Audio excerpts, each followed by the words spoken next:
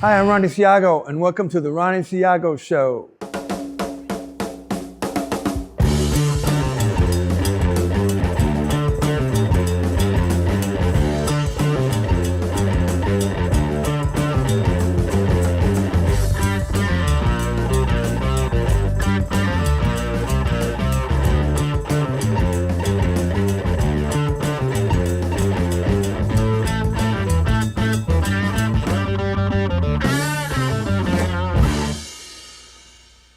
This is my longtime friend, Fred Beato. Beato. Beato.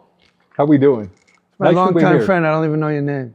Thank you for the invite. Man, It's an great honor. to have you here. So Fred, we've known each other for 20 years, is it? Yeah? Yeah. At least. Okay, and we met through, came to see you at a gig. With Norm Abajon. Yeah, no, Yeah, nice guy.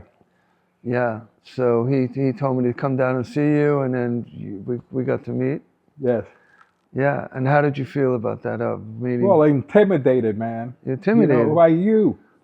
You know, it's like your plan is way up there. Oh man, Way up there. thank you, brother. Yeah. You're a legend yourself. So Fred, tell me about the company, how it all happened, how it started. It started, as some of my friends will remember, with a product that I invented called the rug caddy. It was a rug that you would set up your drums in to perform, because you know the nightmares of not having a rug when you play the drums. They'd be sliding all over. Yep. When I was a kid, a couple times, and I got in big trouble, I literally put 2 nails in front of the bass drum on a stage. Yeah. And I almost got killed by some custodian guy. And then I would also put a rope between the lugs and the bass drum and the back of the drum seat, right? I did all that when I was a kid, yeah. Right. So anyway, so I came up with this concept of a rug that after the gig, then you could put all your stands and roll it Whoa. into a bag. But the problem that happened was that at that time, all the drum companies started coming out with bigger stands. It wouldn't fit? It weighed 300 pounds. Oh, I see. So the rug caddy, honest to God, never really took off. Okay. But it was my first dabbling in the industry. What happened from there? Well, I had a dear friend of mine that you know very well that used to own the professional drum shop, Mr. Bob Yeager. Okay. And he used to tell me, first of all, the name rug caddy sucks. You got to get rid of that for starters. And then you and the rug caddy are going to go down. You need to get some other things going or you're going to be done. So then he hooked me up with this guy that was trying to bring in the marketplace drum gloves. And then he had another product that were called tip tops. That was a little sleeve that you would put on top of the drumstick so you could practice. Oh, wow. Okay. Right? And then he had another one. He was very innovative that was called the beater weight that you would put on the shaft of the beater ball. Okay. And now all the drum companies have one. So he was the original guy. Oh, I see. It gives it more weight.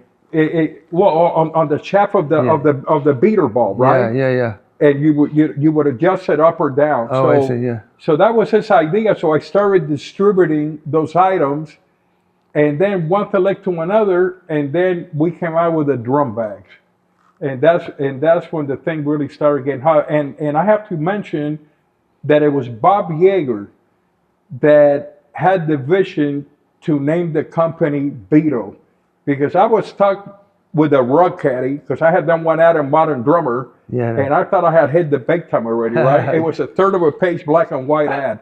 But that was big back in the day. Well, it was okay, but Yeager used to go, you know, Beato, you're the dumbest freaking Cuban I have ever met.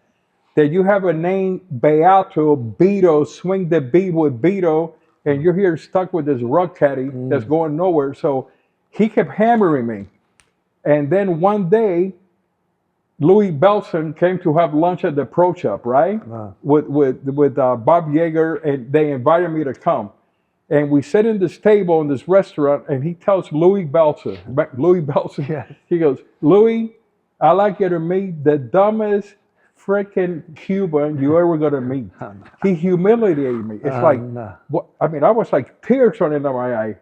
So at that junction, I said, okay, Bob Yeager, we'll have it your way. we'll change the name of the company to Beato. And that's when Beato started because of Bob Yeager, my dear friend. Wow, wow. Yeah. And Louis is such a nice guy. Louis Well, he was Belson. just there, like he didn't know what to say when he was like really putting me down, you know? I felt bad about it. Yeah. But he was a sweetheart, but Louis Belson. Yeah. I mean, the way I got his endorsement, Bob Yeager told me, meet me at the pro shop, we're going to the baked potato. I don't know what the hell the baked potato was. Yeah. So we go to this baked potato, and he had the whole band inside of the baked potato. You know how small that place is, right? Tiny. So the band takes a break, and Bob Yeager like jumps in the stage and tells Louis Belson, "Here, sign this." And Louis Belson didn't even read it; he just signed it because they were very close. Yeah, yeah. And then he goes, "Beato, this is your first endorsee, Louis Belson." That's right. That's how the whole thing started with Bob Yeager. I think I saw that in Modern Drummer. Louis was promoting the cases, right? Yes, yes, yes. And then, okay, I'm going to back up a second, and then we're going to go forward. You came from Cuba. 1962, 10 years old. How did that happen? Well, there was a Why big, did that happen? well, you know, the revolution from hell went down, Okay. and then there was a big thing going on. That the kids were going to be sent to Russia to be technicians of the revolution. So a lot of the parents started freaking out, and they just wanted to get the kids out of Cuba. And I was one of those kids that came to America on a program that was called Pedro Pan, which means Peter Pan kids, where the kids left the island without their parents. And I came to Florida, and I was very fortunate that my aunt and uncle had come from New York to hook up with me because they didn't want me to be sent to a foster home. So in 1962, I came to Florida, the United States, and then they had the Cuban Missile Crisis a few years later. That's right. And then Castro shut the doors where nobody could get out, and I didn't see my mom for 8 years. Oh, wow.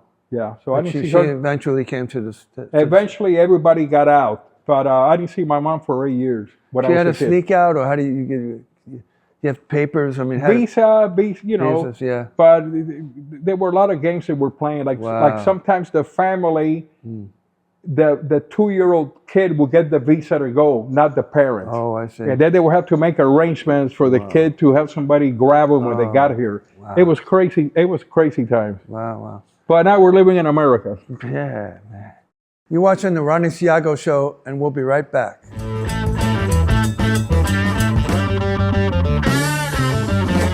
Is your business lost in the desert? Tired of dull billboards? Want your business to shine? Visit amgbillboards.com. Take your advertising to the next level. amgbillboards.com.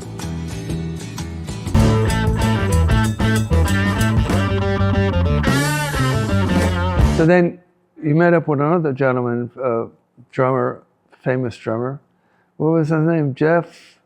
Well, Jeffrey. the whole thing Tell with me. Jeffrey Porcaro Okay. was because I started taking drum lessons with his dad that became my best friend through the years, Joe Porcaro. Joe. I miss him every day. So the way that went down, if I have the minute to tell you the story, Tell me. Joe was always trying to help people out, Yeah. like Bobby Yeager. Those like two that. guys were always helping people out. Yeah. And I would start my drum lesson, you know, checking in my boots, right? Because I was a horrible student. Yeah. I didn't get out of the second page 3-stroke rough. But and Joe Porcaro would always say, "Hey, Beato, how's the company going?" And I would say, "Joe, not too good, man. I sold 1 rug caddy last week, and 3 weeks ago I sold 2. It's not going too well, man." And then he said, "Really?" All of a sudden, when the lesson ends, he said, "Let's make a phone call." Now, I don't know what he was talking about. Let's make a phone call. But back then, my ears were good. I didn't wear hearing aids back then. And he makes a phone call, and he calls his son. Now, if you knew Jeff Porcaro, you would know that he had a real low voice, and a lot of energy. So when he would speak over the phone, I could hear it in the other side of the room, him talking. So he calls his son Jeff Porcaro. He goes, "Hey, Jeffrey, I got a friend of mine here, Beato." And I could hear Jeff say, who is Beato, man? And he goes, no, check it out. It's my friend Beato, and he's come out with this rug caddy for drummers, and now he's coming out with drum gloves. And then we need to help him out, Jeffrey. And then I could hear immediately Jeffrey over the phone, "Listen, I don't need a freaking rug to play the drums. I don't need no drum gloves to play the drums. I want nothing to do with this guy. I don't want a rug. I don't want drum gloves. I don't need anything." And Joe kept going at it in my behalf. And it got so intense that I started feeling so uncomfortable that I started giving him like sign language, like, "It's okay, don't worry about it, it's okay." And then in the middle of all that, Joe looks at me and he puts his hand over the phone and he goes, like, "Don't worry about it," right? So I didn't say a word. Then all of a sudden they kept going back and forth, and all of a sudden the conversation got really quiet, and Joe said, "Listen to me. I don't want you to do this for Beato. I want you to do this for me." And that was it. The rest is history. Then all the modern drummer ads started coming out with Jeff Porcaro and Beato. Yep. In other words, at the end of the wave, he did like the products that I had to offer, but the hookup with Jeff Porcaro was because of the love that he had for his dad. And that's a true story, man. He was a sweetheart and a phenomenal artist. You know that. You became friends with Jeff? Pretty good, but I was always very intimidated being around him because I was a big Elvis fan, and I did see him like 10 different times in Vegas. But the only person I've ever met in my life that had the kind of energy and vibe that Elvis had was Jeff Porcaro. In other words, when you were around Jeff Porcaro, you knew you were around greatness. And it used to intimidate me, man. Oh, wow. So I was always very quiet. You know, "Beato, what's going on?" And I'm okay, you know. I was very nervous being around Jeff, always. But he was loving to you, and he wanted to be your friend. What can I do for you? And you were kind of... Like I said, ever since that phone call, "I want you to do it for me," the whole thing, he will call me, "Do you need anything from me? Right, Do you Jeff need to do a shoe? You need to do this?"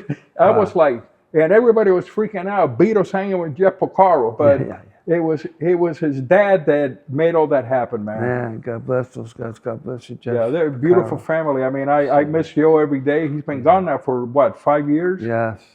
And He's Jeff, what, 10? How many years? No, Jeff, it's been at least 25. 25 years. Wow. Yeah, it's very sad. One of the greatest. That's right. He died when I first came out here. It was like early 90s. Right? Yes. Yeah, because I know people that were playing with him would go, "Hey, I want to come see Jeff and maybe meet him." But he passed away before I even got to do that. Sweetheart. Yeah. You're watching the Ronnie Ciago Show, and we'll be right back.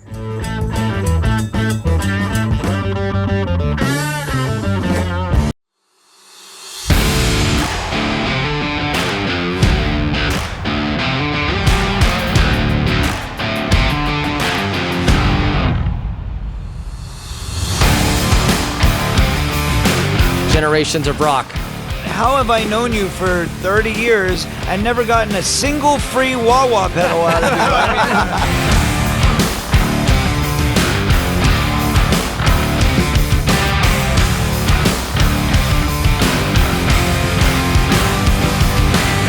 Hello, I'm Robert Sarzo. Mongo Jerry. Carl D'Amico. New Mavericks. Jason Zebo from the band Whitewater. Ronnie Ciago. Keith Lynch. Derek Doc Murdoch. Larry Antonino. I'm Stevie D. Chris Brady. Bjorn Anglin. Mike Encino. From Soul Sign. We are wearing lies and you are watching Rockefellas TV. Turn it up.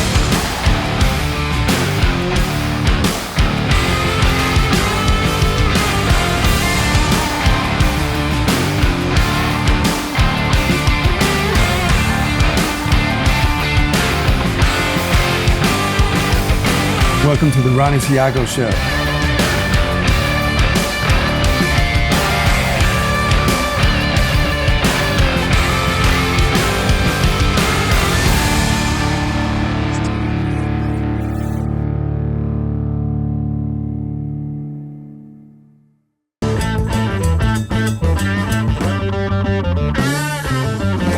So tell me about your bags. Well, the bags has been work of hey, art. don't remind me about the bags. It's been up and down like a yo-yo because I've been fighting, China for 40 years because when I first came out with a product, I was like really turning it on, and then China got in the sewing business. And that should have been the time to get out, right? But I kept fighting it. It's been ups and downs like you have no idea, but I'm happy to tell you that the products have never been better. Where are these cases made? Huntington Beach, California. Where is this? This is close The to you. USA. Oh yeah, USA. So all these products are made in the USA. They have, 10 CF. Oh, let me see this one. Well, I got to tell you the story about this little bag here. And it says, USA. USA, you better believe it. So, the bags are waterproof. They have 10 CF, YKK zipper. They have 1 inch of foam. You notice all these bags, there's no drums in them, and they stand by themselves. So, I'm very happy of the product the crew is putting out. I don't think they ever been as good as they are right now. And Gustavo, yeah, he's Gustavo. amazing. Gustavo makes doing it. great, man. Yeah. I don't know how to sew. Do what I got to do to keep the operation moving forward. Yeah. And then hooking up with people like you. How can I go wrong? So I saw a video. I think it was the one you showed me. They had a hose on it. Because they're literally and waterproof. no water would get in the cases. Yeah, I mean, if they want to, big. Yeah, like a water gun. That's right. Yeah, they're waterproof. The bags are sealed. They will not get wet inside. Right. When you close them, that's it. Nothing gets in there. Yeah. I'm going to put her in a Beato bag, and we're going to submerge it underwater, and then we're going to hit it with a high power hose. We put the drum in. We're going to close the zipper.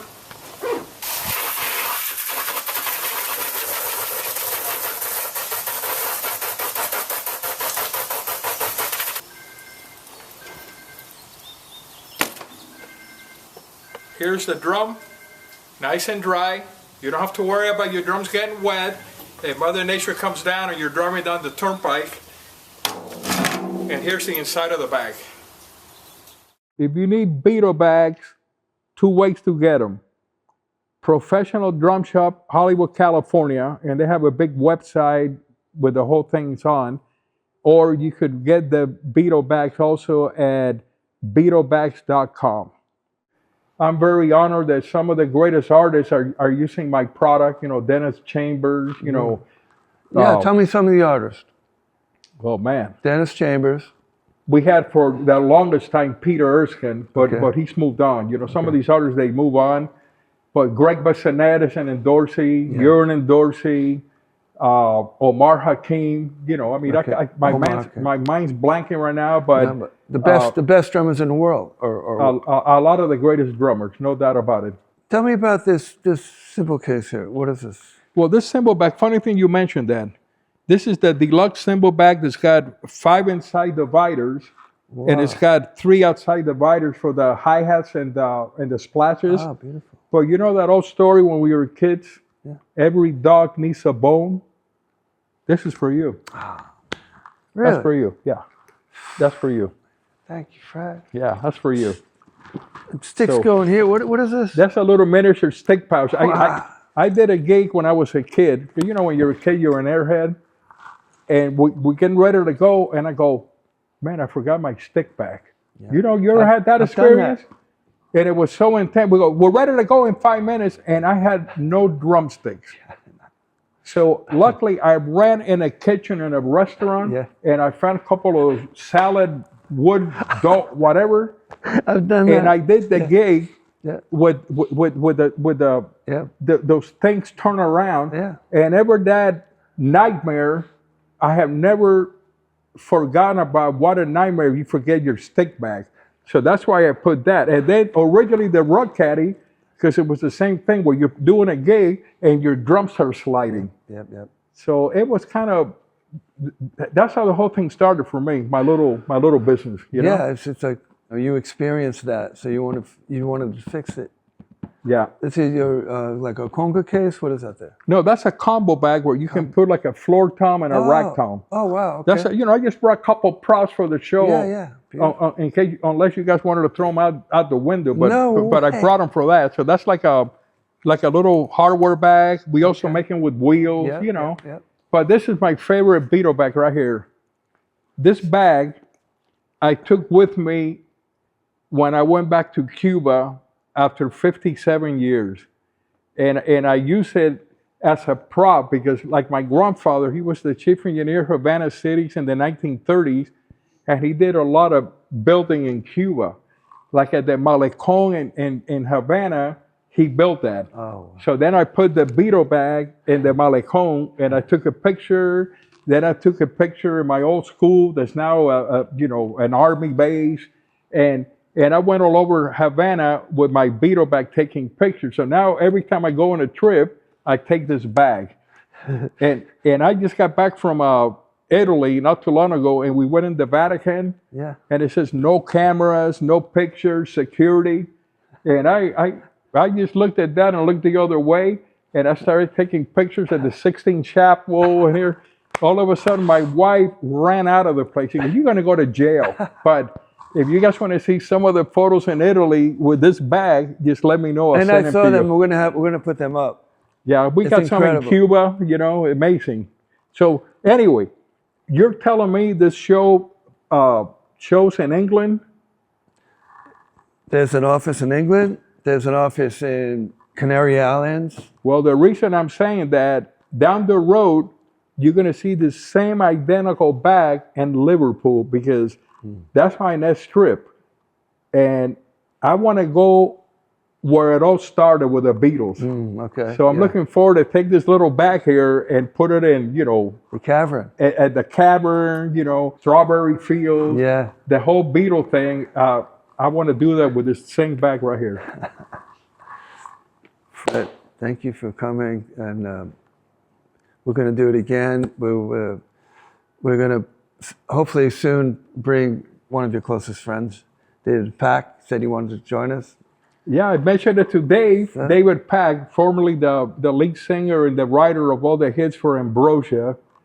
And I told him we were doing this show, and he was really happy for me. And then he says, "Man, if there's an opportunity, it'd be great if we did it together with Ronnie." And then Tom Crucier, which is a dear friend of yours, he said, "Say hello to Ronnie for me, man." Oh wow! That's beautiful, man. So I could bring those cats if that's an interest, man. Oh yeah, definitely. We definitely want to do that. Great musicians. I've known them. We were in a group when we were kids in high school, and we won the battle of the bands out of the whole country. Wow! But Dave Pack left me in the gutter and kept going up without me. Hopefully we'll see each other again soon. If I want to see you again, I don't want to see you on the drums because it's very intimidating, man. No, it really is. It really is. Wow, man, thank you. It really is. But we're gonna see each other soon, and thank you so much for being on my show. It's an honor, man. And hopefully, I'm honored to have you here, and hopefully we'll do this again soon. We'll talk about what's new, what's going to happen in the future. Man. Thank you. So God bless you, brother. Love you, Thank brother. you. Okay. Thank you. This has been the Ronnie Ciago Show, and I'll see you next week.